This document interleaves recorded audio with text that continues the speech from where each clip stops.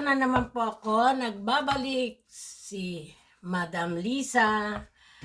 Ngayon naman po gagawa ako ng dessert. Ito po dessert. Nakasulat po rito croissant. Yung pong tinapay, yung croissant.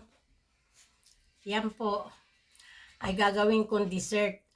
Bali, 4 na klase lang po. 1, 2. Ito po ay whipping cream. Pwede po dyan yung all-purpose cream. Tapos brown sugar. Ang nilagay ko pang brown sugar ay bali 1 cup. Tapos ito po, 2 po ito.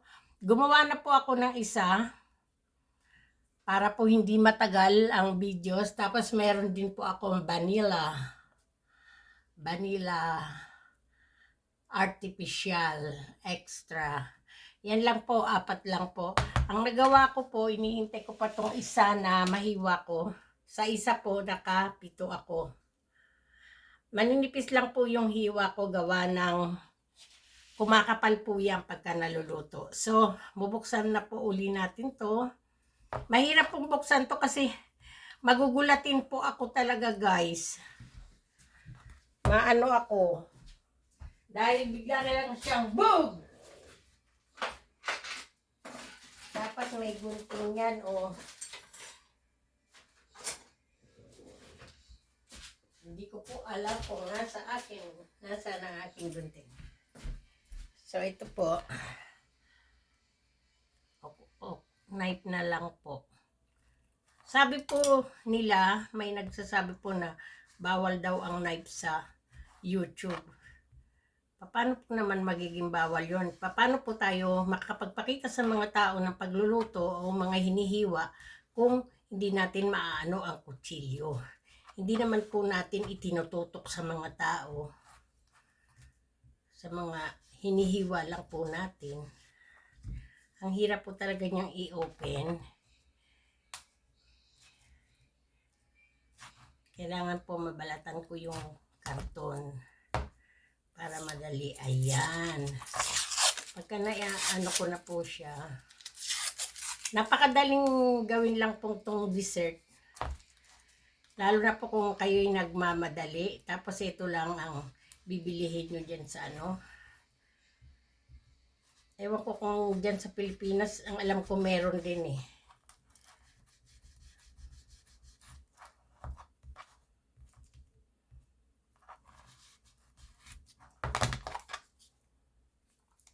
Ang hirap po talagang anuhin to. Kaya nga po, inano ko na yung isa.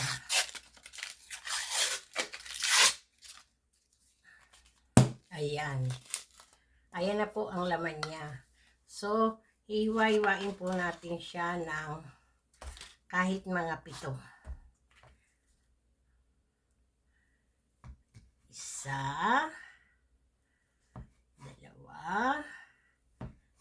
2, 3, 4, 5, 6, 7, 8. Ba, may 8 pa o. 1, 2, 3, 4, 5, 6, 7, 8. So, yung kaninang nahiwa ko, 7 lang lumabas. Ay, 8 din po pala. Ayan. 8 din. So guys, ganito po ang gagawin nyo. Dahil nga, nagawa nyo na yung cream. Yung cream po, ganito lang. Isa lang pong ganito. Saka 1 cup sugar. Ayan.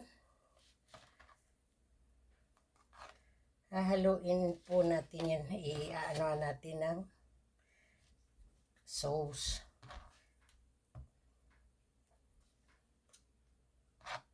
Minsan po, 2 whipping cream ang nilalagay ko o all-purpose cream. Dahil minsan po, natutuyuan siya, nauubusan ng cream. Pero so, ngayon po, pagka alam kong kulang, so magluto po ako ng cream. Ilalagay ko lang po sa oven ito ng 365 yata yung naiano ko. Tapos for 15 minutes. Ayan. Babaliktad lang po natin. Ayan. Siksikan po siya. Pero okay lang.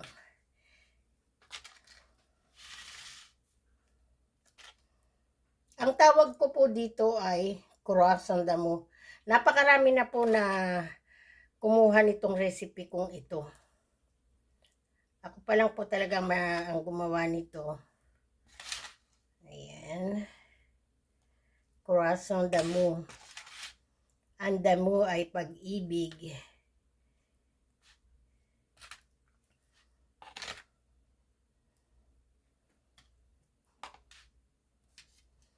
So, ilalagay po natin siya sa oven ng 15 minutes, guys.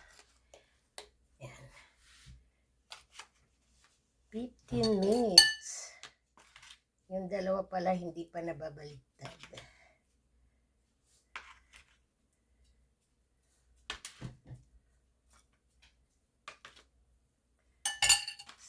So guys, sandali lang. Ilalagay po lang natin sa 360 lang pala ang nilagay ko. So, ilalagay natin dito.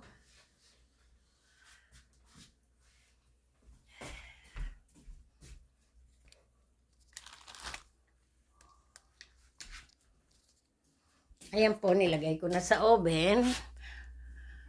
So, nasa 360 po siya. Tapos, ilalagyan ko ng time for 15 minutes. 15 minutes muna po. Kung ano man, di pwede nyo dagdagan ng minuto. Hintay-hintay po tayo, guys. So, guys, tingnan po natin kung luto na. Tingnan po natin kung pwede. Ay, pwede na. Sarap po. Ayan. Oh my God. Di ba po? Ayan na siya.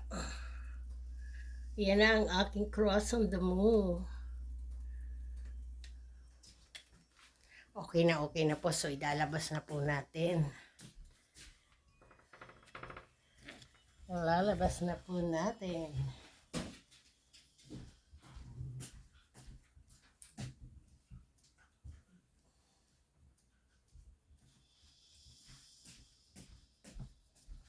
Eto na po siya.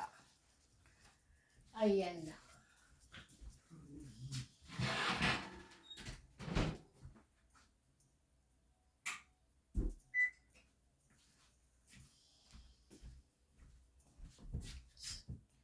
$15 minutes lang po siya. Pero pagka alam nyo pa pong hindi pa siya nagbabrown, pwede nyo pong dagdagan po ulit ng another 5 minutes. Pero dahil malakas po ang apoy ng aking oven, yan po, tama-tama lang yung 15 minutes ko. Ayan na guys. So, hindi ko pa po pwedeng tikman dahil sobrang hot. Hot na hot. Okay po. Thank you po uli. Thank you. Bye-bye uli. Tomorrow again.